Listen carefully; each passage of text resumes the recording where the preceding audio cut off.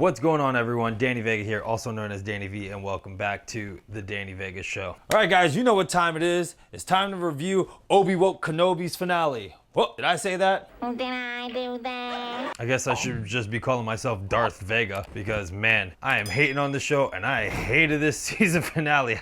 Your hate has made you powerful. There is a lot, just like my title says, they copied off a lot of things and destroyed canon, and we're gonna jump right into it. This whole Kenobi series finale is like, ugh. Disappointed!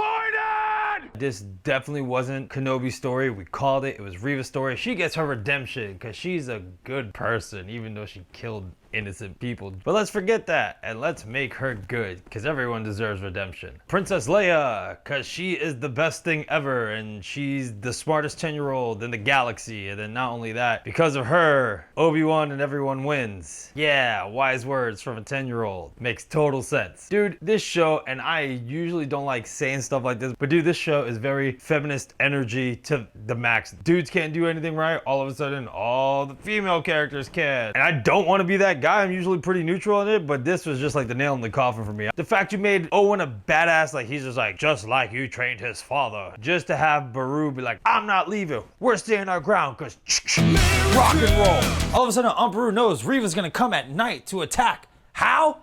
Reasons. And I'm not hating on strong female leads. I mean, there are plenty of movies and shows that have strong female leads like Wonder Woman, Aliens, Xena the Warrior Princess, etc. However, you don't make the men all dumb like, can't do anything right, and then expect everyone to just be okay with it. Oh, you're right.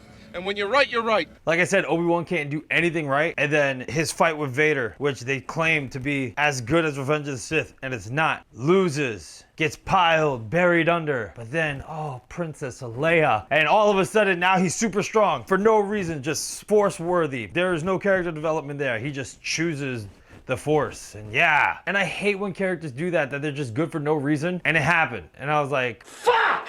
Everyone knows when you use emotion like that, it tends to go into the dark side. But no, there's no indication of the dark side, no nothing, just super Obi-Wan. Super Obi-Wan that makes stupid decisions like leaving Leia with Haja, the fake Jedi. Fuck that guy. Why? He even says, oh, I don't know how much of a word from a liar and a fake Jedi. Well, that's good enough for me. What? What you just said is one of the most insanely idiotic things I have ever heard. You have one job, to protect Luke. But also, if you had the opportunity to have Leia, to protect the kids away from Vader. And speaking of which, Reva's the reason why Luke Skywalker survives. Yeah, we got Luke because of Reva. Because yes, Reva's awesome. That's why. So yeah, Reva, after getting stabbed, all of a sudden just shows up on Tatooine. How does she do it?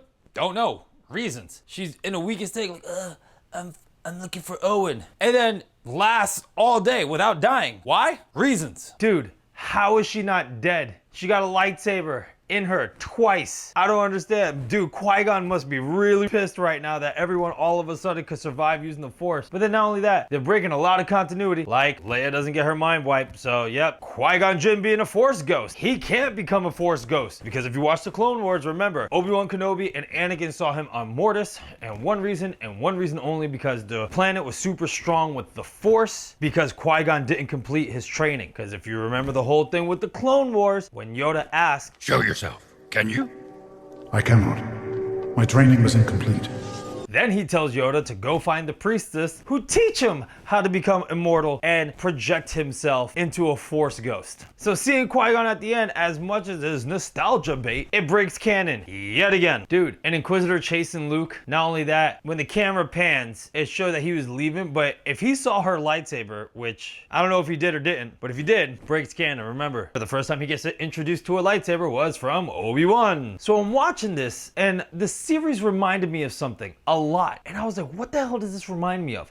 And then I finally see the finale, and I'm like, Jiminy Cricket, I figured it out. I figured out what they copied off of. They copied off of two main things, main stories that actually happened already in Star Wars. One is in Rebels, and one is from the video games The Fallen Order. And I was like, it all makes sense. Dude, Seer was a Jedi who her Padawan turned to the dark side. She becomes the Inquisitor. She becomes the second sister because she got tortured. She sees it, taps into the dark side, kills everyone in the room, realizes she goes to the dark side, goes, I can't do this. I can't be a part of the Force because I feel ashamed of having my Padawan turn into the dark side. And then not only that, I fell to the dark side and I'm afraid to use it anymore. Brilliant. I'll never use the Force again until Cal gives her hope in the end. She decides to use the Force again. Boom. Amazing. That's how you do storytelling. But then I was like, wait, that's what Kenobi tried to do, but a poor way of doing it. You got the Jedi Master with his Padawan turned into the dark side, all of a sudden swears, full of grief, is like, it's all my fault, I can't do anything about it. Tries to have this redemption, which there was no redemption in the show, and uses the Force again. So like I said, I've seen this before. Obi-Wan is Seer. And also, by the way, Trilla, the second sister, is literally Reva. They both survived Order 66. They both became an Inquisitor, and then all of a sudden, both of them at the end are really not bad. They're actually good.